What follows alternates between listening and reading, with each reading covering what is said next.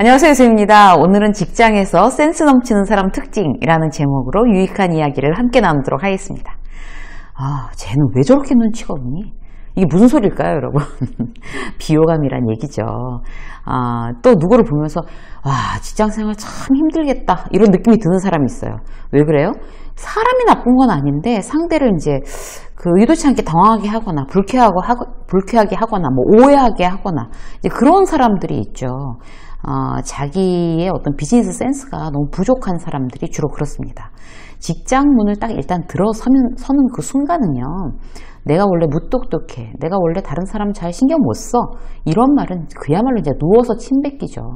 나는 월급 도둑이야. 월급 받으면서 내가 발휘해야 하는 센스를 발휘하고 있지 못해 라는 건 월급 도둑이라는 얘기랑 별로 다르지 않아요.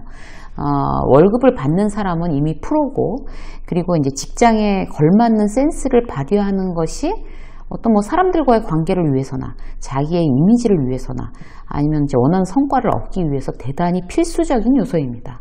직장에서 갖춰야 할, 또 갖추면 훨씬 좋은 그런 센스는 어떤 것이 있을까? 오늘 그런 이야기를 함께 나눠보도록 하겠습니다. 자, 센스가 넘치는 사람들 첫 번째 특징, 분위기 파악이 빠른 거예요. 분위기 파악 진짜 못하는구나. 이게 직장에서 제일 큰 욕이에요, 사실. 몇 가지 예를 들어볼게요. 팀장이 막 부장한테 엄청 깨지고 나왔어요. 그래서 막 울그락푸락 앉아가지고 막 열받아갖고 있는데 저쪽 옆에서 신입사원이 큰 소리로 웃으면서 전화통화를 하고 있어요.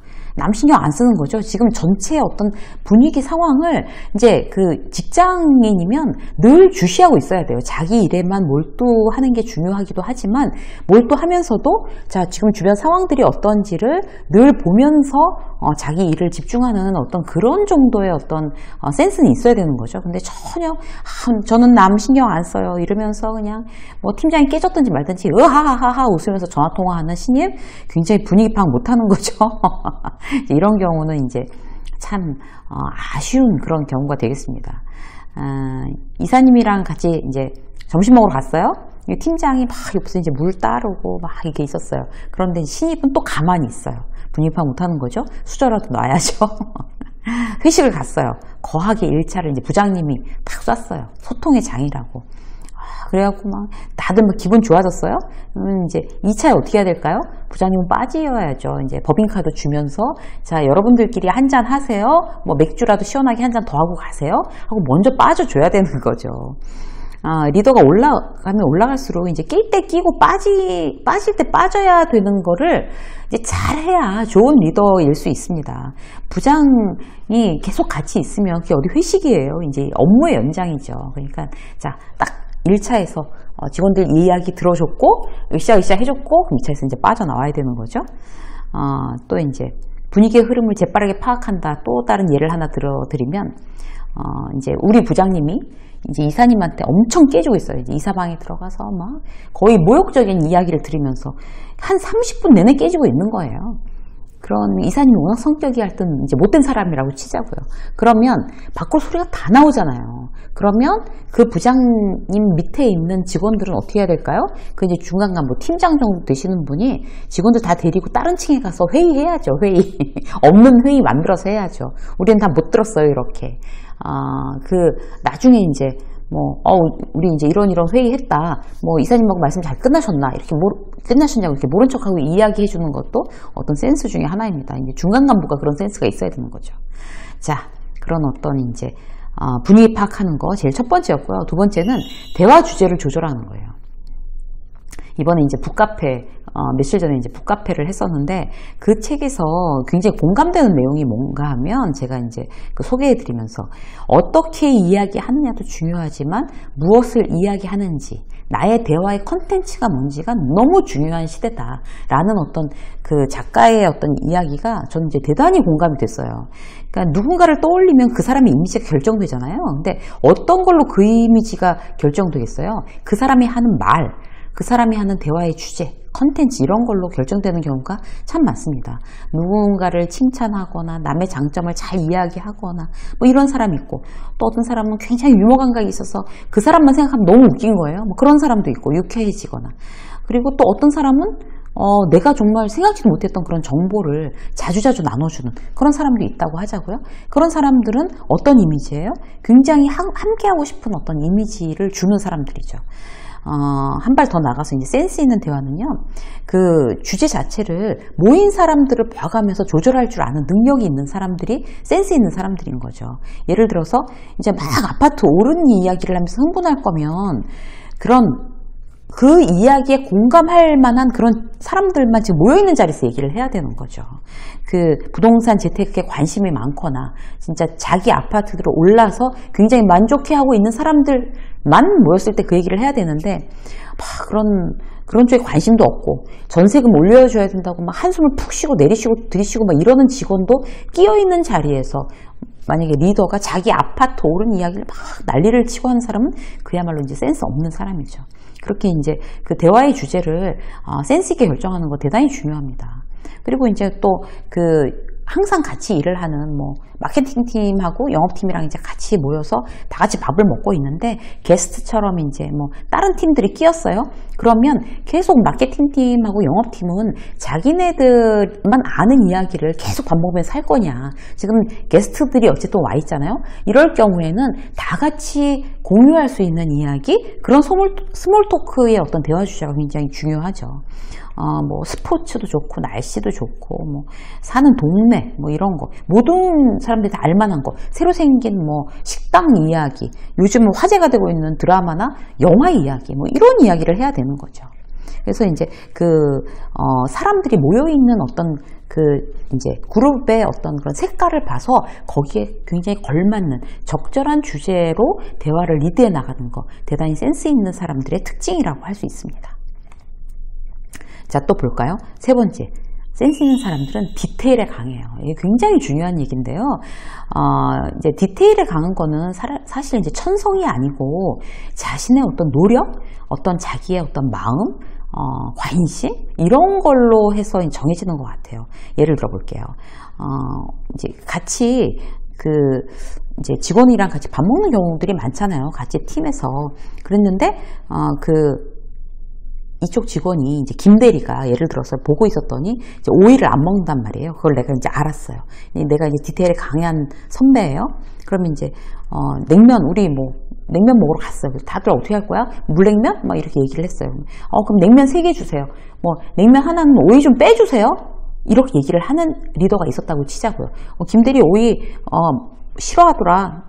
우리 와이프도 오이는 안 먹어. 이런 식으로 배려하는. 그 김대리가 그 직장 상사를 좋아하지 않을 방법이 있을까요? 상대방의 사소한 말도 이제 흘려듣지 않고 기억해서 나중에 이제 배려하는 거 대단히 중요합니다. 예를 들어서 이제 또 이렇게 얘기했어요. 신입사원 이제 들어오고 막 이제 이렇게 했는데 음식 뭐 좋아해요? 그랬더니 고기 좋아합니다. 팀장님, 저는 고기 좋아합니다. 회 같은 거 날 거는 잘 못 먹습니다. 이렇게 신입사원이 얘기했어요. 그런데 이제 나중에 이제 회식을 하기로 했어요. 회식 장소 어떻게 할까요? 김대리가 물어본 거예요. 앞에 여기 횟집 새로 생긴데 거기 갈까요? 이렇게 얘기했어요. 그럼 팀장이 뭐라고 그래야 되겠어요? 바로 그냥 그러지 뭐. 이런 팀장님은 대단히 센스 없는 팀장. 그런데 지난번에 홍길동 씨 회 못 먹는다고 그랬잖아. 그냥 고깃집으로 잡아. 라고 하는 팀장은 센스 있는 팀장, 디테일에 강한 팀장이라고 할 수 있습니다. 대단히 차이가 나는 거죠.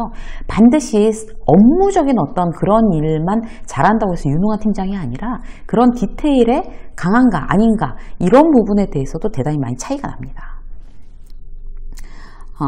이제 책꽂이만 보면 그 사람을 알 수가 있어요. 그러니까 남의 책꽂이 구경하는 거 저는 되게 좋아해요. 그래서 남의 책꽂이를 이렇게 딱 보면 직장에서도 이제 회사에서 책 좋아하는 친구들 이렇게 책상 위에 이제 책 몇 권 이렇게 놓여져 있는 거, 요즘 저 친구는 저런 책을 보는구나. 저는 이제 제가 책에 관심이 많으니까 그런 거 굉장히 주의 깊게 보는 편이었어요. 그러면 저 사람의 어떤 책 취향을 알잖아요. 그러면 만약에 팀장이라고 하면 생일에 직원들한테 이제 뭔가 줄 때 어떤 그 사람의 책 취향에 맞춰서 책 선물하는 거, 이런 것도 굉장히 디테일에 강한 그런 이제 팀장이라고 할 수 있겠죠. 기침을 콜록콜록 했어요, 김대리가. 그리고 뭐 계속 컨디션이 안 좋아 보여요. 그러면 그냥 보고 쟤는 아픈가 보다 이렇게 하는 게 아니라 그 다음날이라도 어제 기침하던데 좀 나아졌어? 약은 좀 먹었어? 라고 물어보는 팀장의 디테일이 중요하다는 거죠. 그래서 디테일에 내가 굉장히 강한가 이런 부분을 한번 내가 이제 다시 한번 체크해 보는 거 중요한 일인 것 같아요. 한 가지만 더 볼까요? 센스 있는 사람들은 상대를 당황하게 하지 않아요. 너무 당연한 얘기인 것 같은데 내가 어떤 나쁜 뜻이 있어서가 아니라 무심하면 상대를 당황하게 할 수가 있습니다. 그래서 어떻게 구체적으로 이제 말씀을 드리고 싶은가 하면요. 일단 내가 돕는 일은 모르게 해야지 상대를 당황하게 안 할 수가 있어요. 뭐 다들 이렇게 모여 있는데 이제 김대리가 나한테 부탁한 게 있어요. 그럼 다들 있는 데서 그거 전화 받았지? 내가 잘해주라고 했어? 이런 이야기를 다른 다 직원이 있는데 하면 생색내는 거죠. 김대리는 당황할 수 있습니다. 도움받는 사람은 당황해요. 그래서 그런 어떤 도와주는 일 생색내지 않는 거 굉장히 중요한 거고요. 그리고 프라이버시 침해 이런 것도 당황할 수 있어요. 프라이버시 침해하지 않는 거. 당황할 만한 질문하지 않아야 되는 거죠. 그리고 충성을 강요하지 않아야 돼요. 충성을 강요하게 되면 요즘 특히 젊은 세대이면 젊은 세대일수록 당황합니다. 그래서 자, 일을 어떻게 할 건지, 자, 신입사원 한번, 각오 한번 이야기해 보세요. 라고, 이것까진 괜찮아요. 그런데, 그걸 약하다고 하면서, 더 한번 세게, 충성을 한번 다짐해봐. 라고 하는 거 굉장히 촌스러운 그런 리더의 표현이죠. 충성을 강요하면 안 됩니다. 요즘 같은 경우에는. 지난번에 이제 이런 게 있었어요. 이제 제가 강연을 잘하는, 친한 회사가 있는데, 거기에서 이제 회식 자리에 제가 끼게 됐어요. 근데, 거기서 또 이사님이 이제 저를 이제 그 회식에 좀 함께 했으면 좋겠다고 한 이사님이 이렇게 얘기를 하는 거예요. 김 과장한테 팀장하고 부장하고 물에 빠지면 야, 김 과장 너는 누구부터 구할 것 같아? 이런 질문을 하는 거예요. 너무 어이없이. 그래갖고 막 쭈뼛쭈뼛 하고 있죠. 김 과장이 뭐라고 그랬어요? 팀장님부터 구하겠습니다. 부장님부터 구하겠습니다. 이렇게 얘기하겠어요?